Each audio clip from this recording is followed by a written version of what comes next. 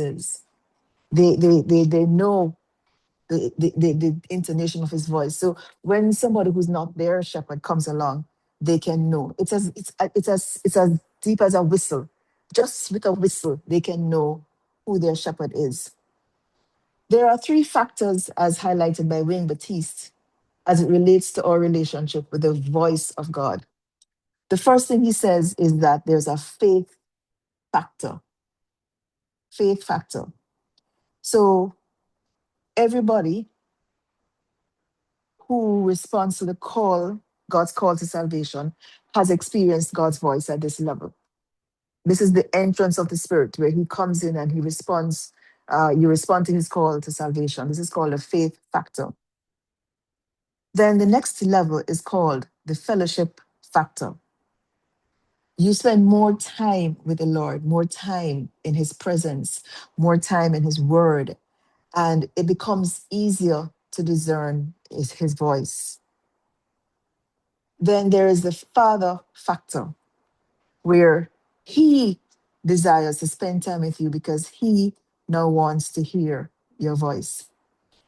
Now, the important thing about the fellowship factor is that we need to understand that we need to spend those times, those intimate times with the Lord. And this is where you begin to hear His voice. A lot of times people ask, how can you tell? How do you know when God is speaking to you?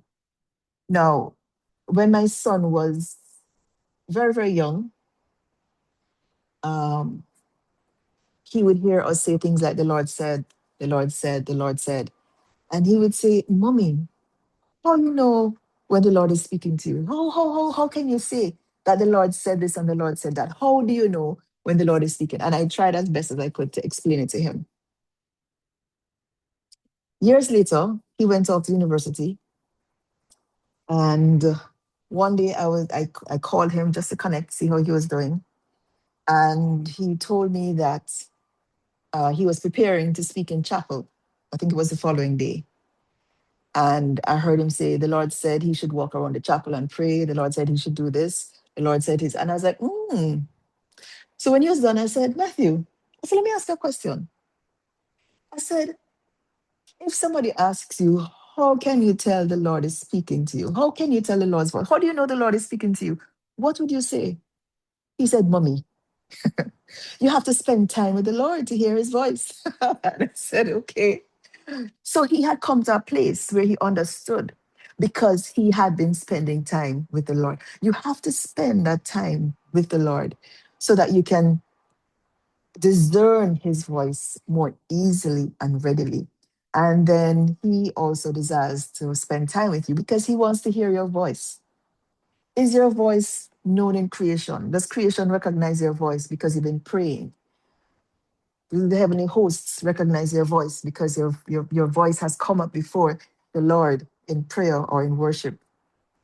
So the account that was read earlier in chapter 5, verse 2 of Song of Songs, it establishes that the lover of her soul desired to spend time with his bride. This was the father factor. He wanted to hear her voice, but she had excuses why she couldn't open the door to her lover. How do we respond to the approach of our spouse? When we hear our spouse drive in the garage, opening the front door and coming in, and we know that seconds later we're going to see him or her coming through the door, or we're in the bedroom and we hear our spouse coming down the hallway, do we look up with anticipation? Do we look forward to what your spouse has to share? Do we look up and even acknowledge that our spouse has entered the room where we are? Do we give a smile and say hi? Or do we just keep doing what we've been doing? Listen to the response of the lover in Song of Solomon 2, verses 8 to 9. Ah, I hear him, my beloved. Here he comes, leaping across the mountains, bounding over the hills. I'm not sure how many of our spouses can do that today, but my lover is like a gazelle or a young stag. Look, there he stands behind our wall, gazing through the windows, peering through the lattice. Father, we ask that you will help us to be obedient, Lord, to your directives, your instructions, and your guidance as we go through. So there are three things that I want to highlight about Adam and Eve's relationship that will be critical for our marriages today. You're probably wondering, how am I going to get three things out of Adam and Eve's relationship? But here we go. So the verse says that Adam and Eve heard the voice of God walking in the garden in the cool of the day. They heard his sound. He arrived. He arrived, and they heard the familiar sounds that came with his arrival, whether it was the host of angels and the flutter of the wings as they settled down on the earth. But whatever it was that announced God's arrival, they heard it. So the first point I want to make is that Adam and Eve heard the voice of God together. They were together. They were together. They were together when they heard the arrival of the Lord. It seems that this was a regular visit of the Lord to Adam and Eve. So, irrespective of whatever duties they both had, I don't know if Adam had to go and name some more animals, part two. I don't know if Eve had to go and, well, there were no clothes to wash, but whatever they had to do, they came together at this time of the day. So, irrespective of whatever they were doing throughout the day, there came a time of the day that they were together. Together. Everybody say together. Together. They were in one accord. They were probably having a conversation, recounting the events of the day, but they were together. Together means jointly, in unison, in collaboration, in partnership, with one accord. Conversely, the word apart means separated by a distance, separately, distant, isolated, away from each other, distant from each other. And this can encapsulate decisions that we make. We do them separately. It can be errands that we run separately. It could be anything that is separate, that's apart. It's not together. Being together is a simple practice that we often overlook or take for granted. How many times are you together with your spouse? Think about it. I want you to think about the past week. Today's Saturday. So, from Sunday until today, how many times have you been together with your spouse? Now, when I say together, and also the bedroom doesn't count. The fact that you sleep together in the same bed, that is not the together I'm talking about. I'm talking about meaningful conversation. How many times have you been together? Think about that. Now, when I say together, I am not referring to being in the same house, but in different rooms. These two children, they are playing, they're in the same house. They're in the same house, but they are in different rooms playing the same game. Same game, but in different rooms.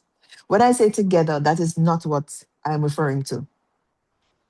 When I say together, I am not referring to being in the same room, but engaged in different activities. So this together, this is not what I call together. This is not what we're referring to when we say together. So you're in the kitchen, one on the phone, one doing the work, or in the living room, one watching TV, one watching sports, and the other one reading. That is not the together that we're talking about. When I say together, I am not talking about even being engaged in the same activity. You're in the restaurant together, you're eating together, but both of you are doing different activities. When I say together, I mean together in body, soul, and spirit. You see the difference there? They are together in the same activity, focused on each other, focused on the same activity. Nobody has a cell phone here. You're focused on your spouse. You are listening to, leaning into, and responding to what your spouse is saying. There are no distractions. No distractions. We need to make a greater effort to carve out time in our day to be together, engaged in the same activity, with no competing distractions. Put the phones away in another room. So many times today, in situations like these, you know, somebody's washing the dishes and we may be here laughing, but we have our phone looking at it. Another case here, somebody's in the dishes, but we may have our phones. But they're both engaged in the same activity, encouraging each other and enjoying each other's company and listening. Look at her leaning into what he's saying. She's not missing anything.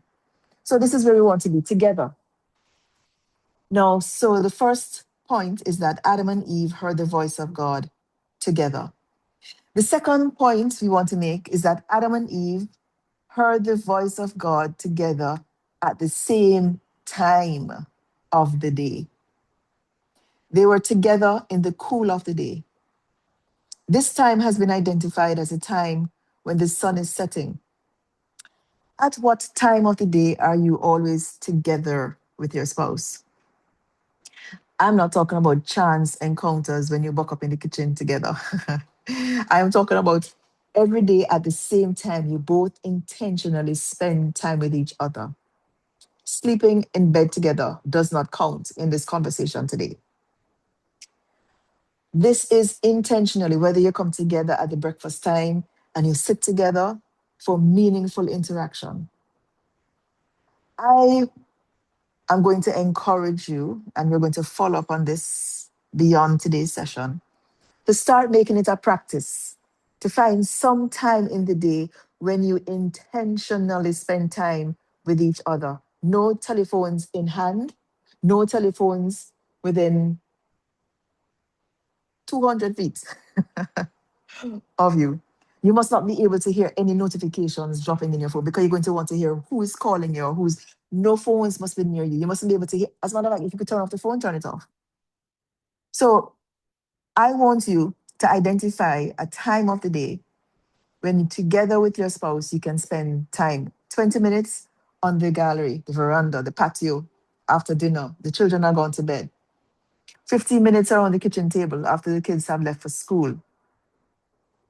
But sometime, if you and your spouse, perchance, are not on speaking terms, because I'm aware of the nature of this intensive that was called, then just be in their presence for 20 minutes without speaking and pray while you're in their presence. If they're watching TV, sit in the room quietly. If they're on the phone, sit beside them quietly and don't move. If they're cooking, sit in the kitchen, no phone, and quietly and just pray. You and the Lord are there and you pray. But I want you to, from today is Saturday, by today, prayerfully determine when you and your spouse can intentionally sit together every day, the same time every day together. So Adam and Eve heard the voice of God together.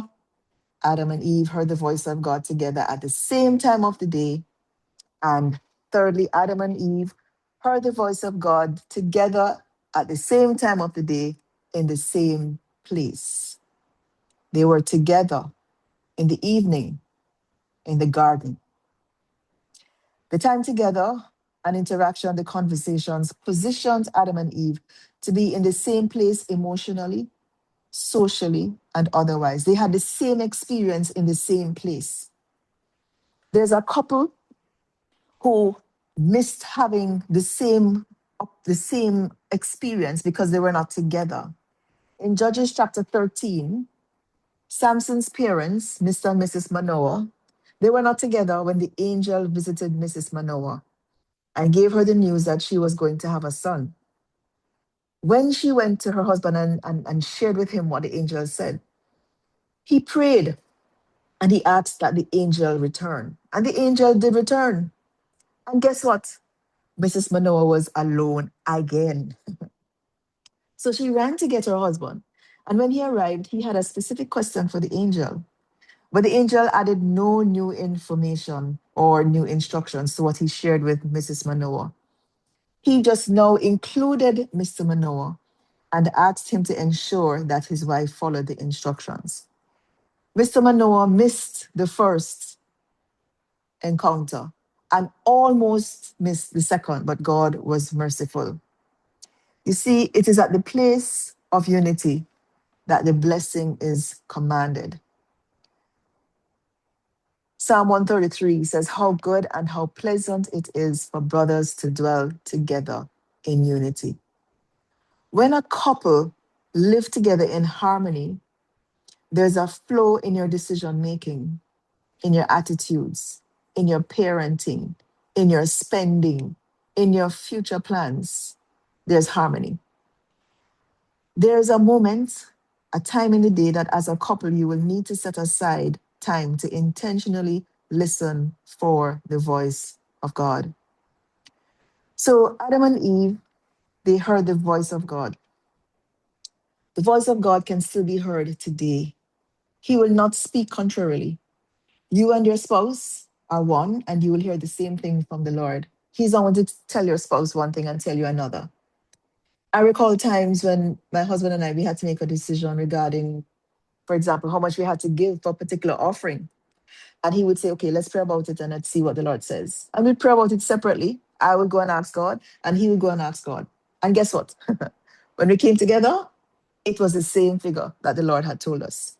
So when you work together in harmony with each other, there is a unity, there's a blessing that is commanded in the presence of the Lord. But it is important that we flow together as one. If you're not in the practice of listening to the voice of God, then it means you're not obeying the voice of God. God is the one who designed and instituted marriage. The relationship that you share with your spouse is unique, and you have to listen to his voice. There are so many voices around us today, so many voices, well-intentioned voices. I'm not saying that they're saying wrong things necessarily, but there are many, many voices, and you have to be able to understand what is it that the Lord wants for you and your spouse. As a bride to be, I read widely on how to be the best wife that I could be. I know I'm dating myself, but there are some books called Unbecoming a Man and Unbecoming a Woman. Those of you who know that, I can tell how old you are. But I used to read some of these books, so that, when I got married, I'd be the best wife possible. And in the book, they had an idea of a romantic dinner. If you want to have a good time with your husband, cook his best meal, what he loves, his favorite food.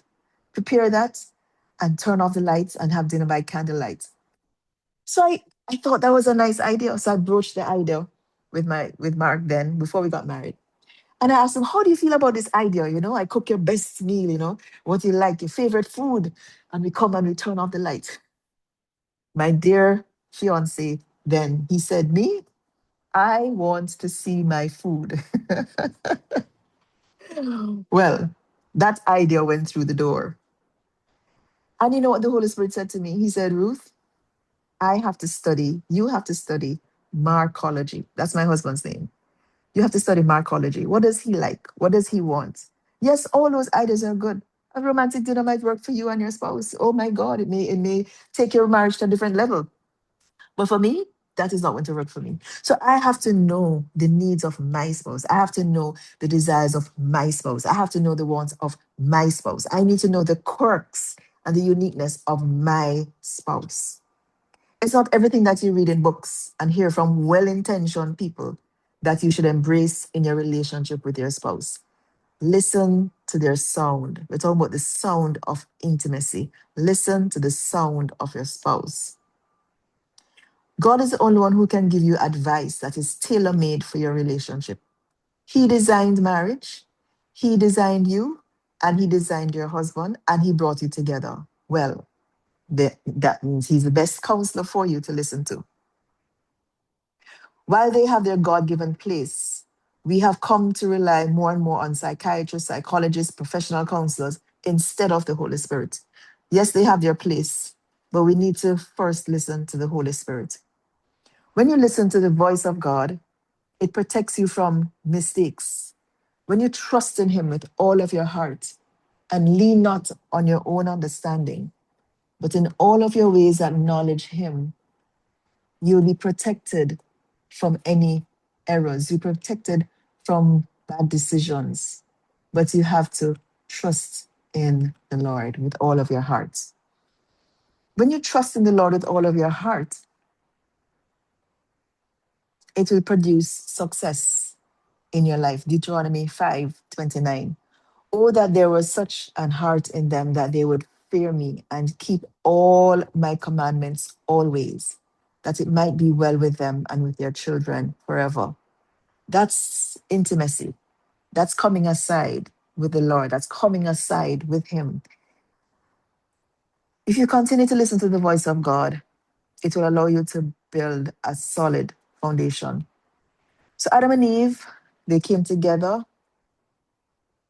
They were in the same place. They heard the voice of God together in the cool of the day. They listened to the voice of God together. And because they were together, they were able to have the same experience with God.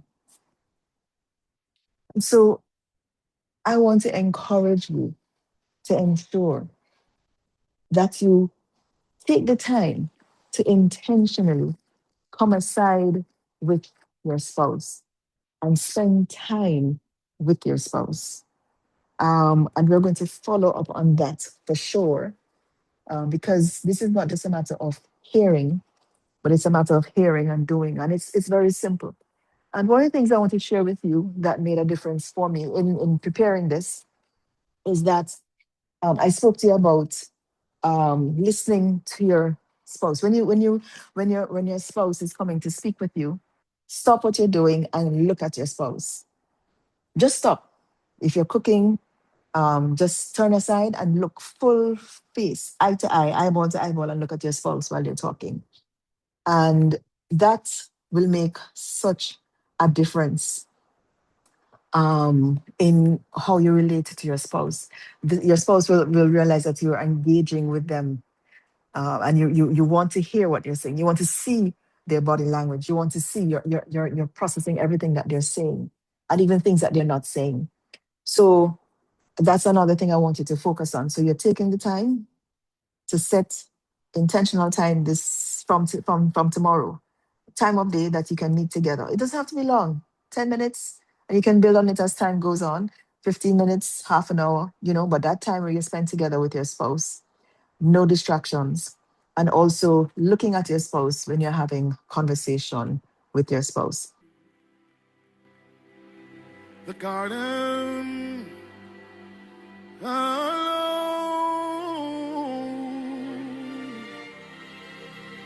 while the dew is still on the roses, and the voice I hear falling on my ear, the Son of God disclosing.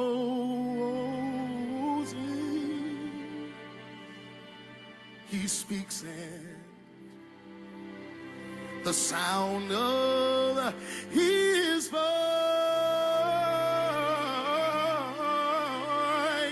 is so sweet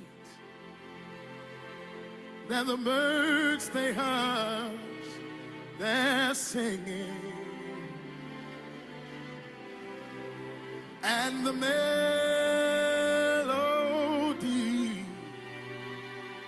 that he sings to me within my heart is still ringing,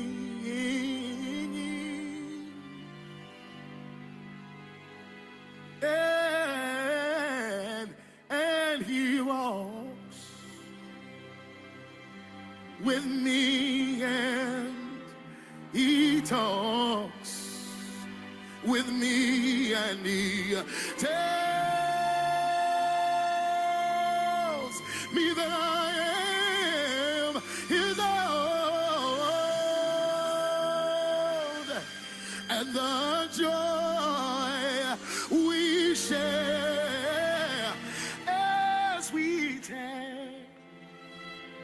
tell me that none other has ever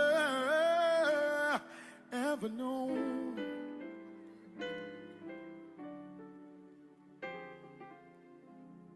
None other has ever known.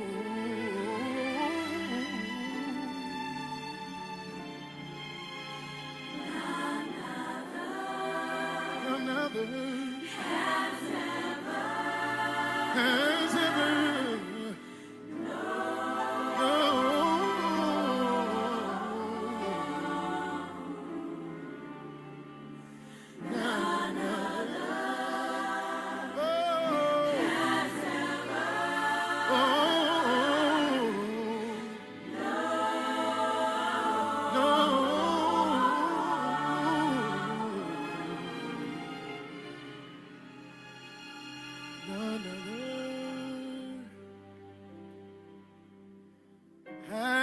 ever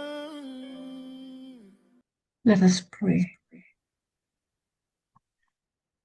Father, we thank you for this holy moment, this sacred moment. We thank you that you've caused us to hear. You have spoken. You've made your voice plain to us today through this message.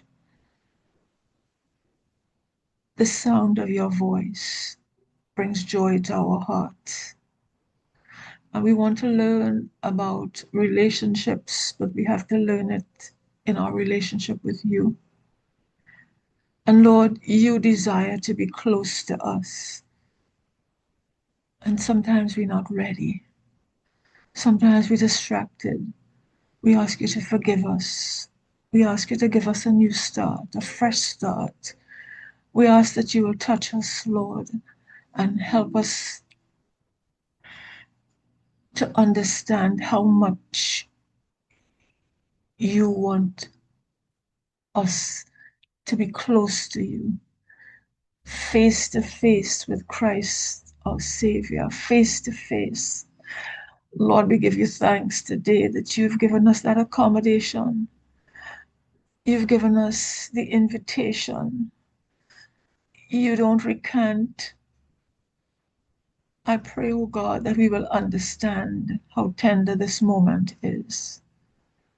And as we consider the same in our relationships with each other, with spouses and with, you want to teach us about intimacy, and you've revealed to us the secrets of intimacy, is spending time together, face to face, shared moments, walking together. Father, you have taught us today. Help us to be mindful of the lessons you have engraved in us. Help us not to forget them, but help us to put them into practice. Let us spend quality time with you. Let us practice intimacy with you. You're so faithful. There are times in our desperation we want you to answer no. And we say, God, where are you? And listen, you're never far, but we feel sometimes like that. But you want us to understand how to trust you more. Teach us how to do that, Lord. And teach us how to do it with each other. Help us, Lord, to respect that time that you've given us. I think of so many people who it's too late. A spouse is gone, and then that's a time there are lots of regrets. And if we had one more moment, we would do it differently. Oh God, I thank you for these couples who are at the cusp of their experience of togetherness. Help them, Lord. Help them not to make foolish mistakes. Help them to trust you.